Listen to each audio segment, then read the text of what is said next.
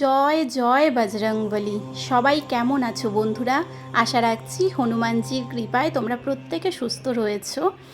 আজ নতুন বছরের প্রথম দিন, প্রথম সকাল, আর এই সুন্দর মিষ্টি সকালটা ফুল দিয়েই শুরু করলাম।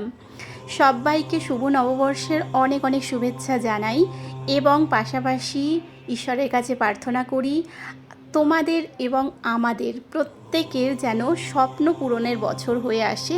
এই বছরটা আমরা যেন প্রত্যেকে নিজেদের স্বপ্ন পূরণ করতে পারি এবং ঈশ্বর আমাদের অনেক অনেক শক্তি দিন।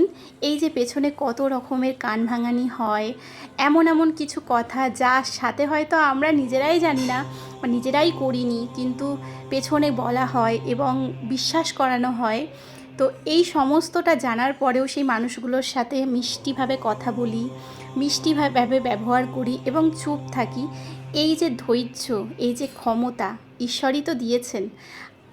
ঈশ্বরকে এটুকুই বলি, এরকম ক্ষমতা যেন সব সময় দিয়ে যান এবং আমরা যেন আমাদের স্বপ্ন পূরণ করতে পারি।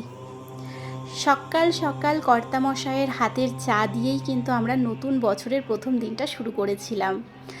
আর তারপর দেখো, সকাল হতে হতেই চলে আসলো হাতে একটা পার্সেল। নতুন বছরে প্রথম দিনেই কিন্তু নতুন অতিথি বাড়িতে চলে এসেছে। এটা হচ্ছে প্রিন্টার মেশিন, আর যেটা আজ থেকে বেশ কয়েক মাস আগে নেওয়া, সেই ভিডিও আজকে তোমাদের সাথে শেয়ার করলাম। গ্যালারিতে বহুদিন ধরে পড়েছিল। আজকে ভিডিও এডিট করতে বসে আমার হঠাৎ নজরে আসলো এই ভিডিওটা। ভাবলাম আজকে এত সুন্দর একটা দিন, আজকের ভিডিওর সাথেই পোস্ট করে দিই, যার কারণেই আর কি ভিডিওটা দেওয়া। তো যাই হোক, ওইদিকে যেহেতু বাবা মা মাংস খায় না, পিসিও খায় না, ছোঁয়াও খায় না, যে কারণে প্রথমেই মাছের ঝোল, ডাল এবং সাথে হচ্ছে পটল ভাজা আর একটা নিরামিষ তরকারি আগে রান্না করে নিলাম।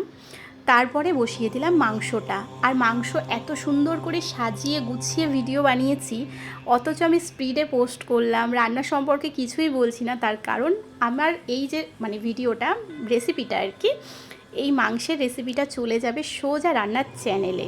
তো রান্নার চ্যানেলের নামটা আমি এখনই বলছি না, অনেকটা এগিয়ে গিয়েছি, আর একটু এগিয়ে যাই, তারপর নিশ্চয়ই তোমাদের সাথে শেয়ার করব। তো চলো, এই যে গরম গরম খাসির মাংস রেডি। নববর্ষের প্রথম দিন মাংসও খাওয়া হবে, আবার রান্নার চ্যানেলে পোস্টও হবে। তো যাই হোক, দারুণ লাগে এইভাবে মাংসটা রান্না করলে। এরপর দেখো, একদম স্নান সেরে এসে পুজোটা দিয়ে নিয়েছি আজকে।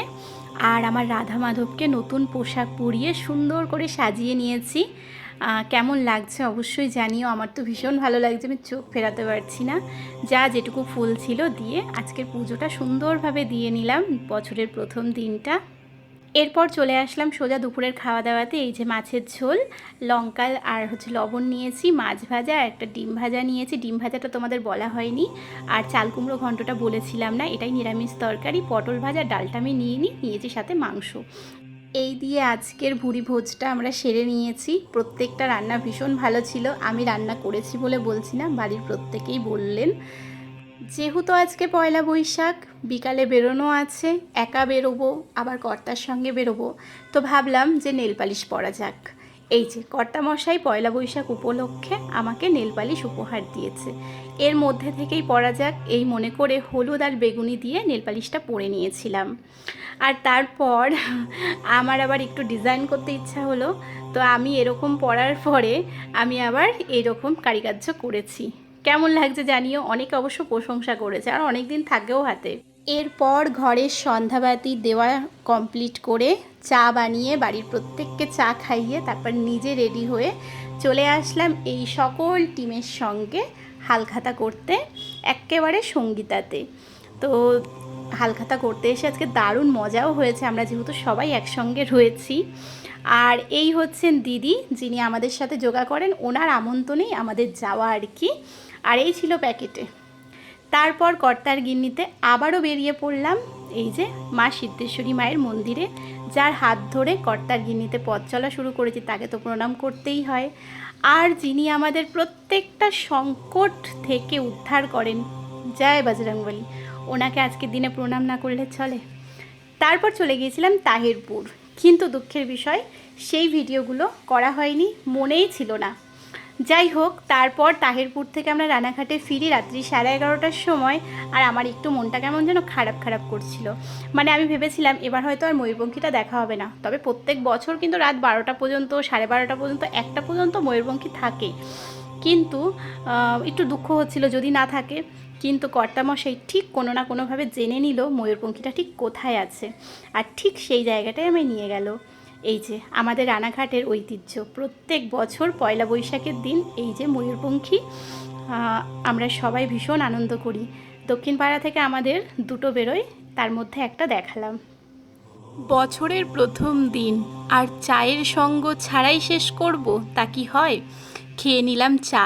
বেশ অনেকেই রয়েছে সঙ্গে, তাদেরকে আর ক্যামেরাবন্দি করতে মনে নেই, আপাতত চাটুকুই করেছিলাম।